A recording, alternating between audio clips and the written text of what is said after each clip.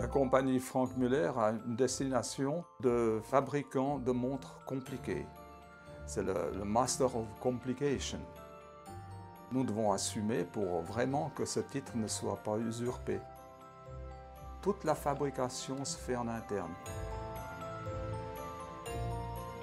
Je m'appelle Jean-Pierre Gaulet. J'ai une formation d'horloger, puis d'ingénieur, ce qu'on appelle aujourd'hui microtechnique, qui était l'horlogerie de l'époque. Avec Jean-Pierre, nous sommes cousins germains. Nos pères respectifs étaient deux frères, et des horlogers émérites. Son père était un grand régleur de précision et mon père était professeur à l'école d'horlogerie où j'étais son élève. Et notre grand-père fabriquait des échappements exceptionnels. Le mouvement doit être un objet magnifique d'admiration et d'émotion. Alors chaque petit détail est extrêmement important. Je m'occupe plutôt de tout l'aspect technique, de l'aspect dimensionnel, de calcul, afin de vérifier que le produit a une chance d'aboutir. La CAO a toujours fait partie du développement depuis pratiquement la création de la société. Elle a pris une extension énorme au moment où on a vraiment commencé des développements totalement intégrés et totalement fabriqués en interne.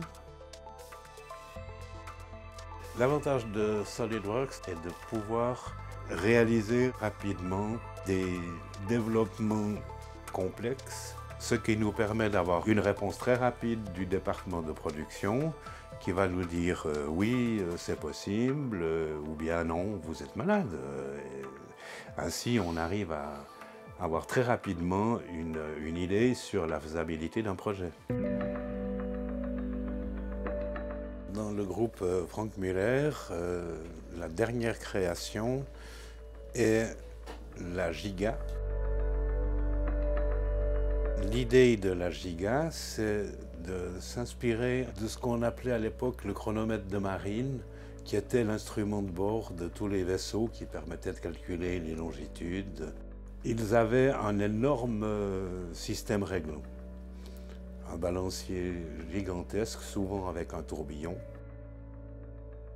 Un tourbillon est un instrument pour améliorer la précision des montres, parce que le système réglant, l'échappement, est très délicat. Et le moindre des perturbations fait varier sa précision. Le tourbillon doit avoir un centre de gravité qui est parfaitement sur son axe de rotation.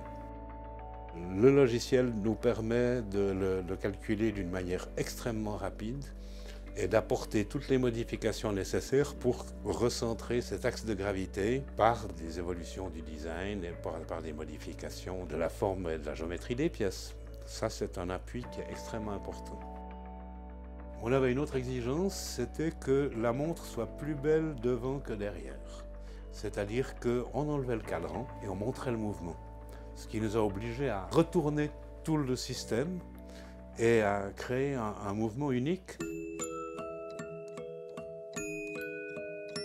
Je m'appelle Thomas Lorenzato et je conçois des mouvements mécaniques chez Franck Muller. J'ai étudié à l'école d'ingénieurs de Genève et je suis ingénieur en microtechnique, en conception et ingénierie de surface. J'ai pris l'option horlogerie. Donc, grâce à SolidWorks Simulation, on a pu étudier en fait la résistance au choc du pont supérieur de cage et savoir quels éléments pouvaient être améliorés ou changés pour augmenter en fait la résistance à la chute. Sur la Giga tourbillon, la solution qu'on a trouvée grâce à SolidWorks Simulation, c'était garantir une épaisseur donnée sur le pont supérieur de cage pour lui donner vraiment une rigidité qu'on voulait. Un autre avantage sur SolidWorks, c'est qu'on peut utiliser l'outil de détection d'interférence, donc voir s'il n'y a pas de conflit de matière entre des pièces.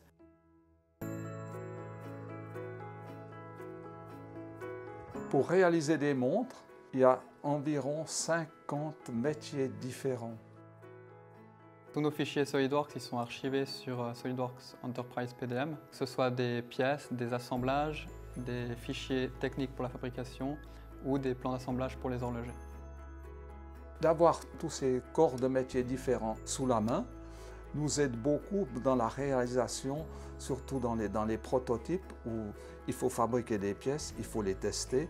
Ensuite, il y a des modifications à faire.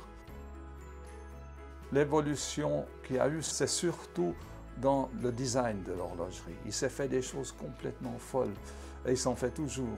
Et je pense que l'avenir d'horlogerie, c'est de garder un côté classique d'horlogerie. D'un autre côté, essayer de faire des choses innovantes.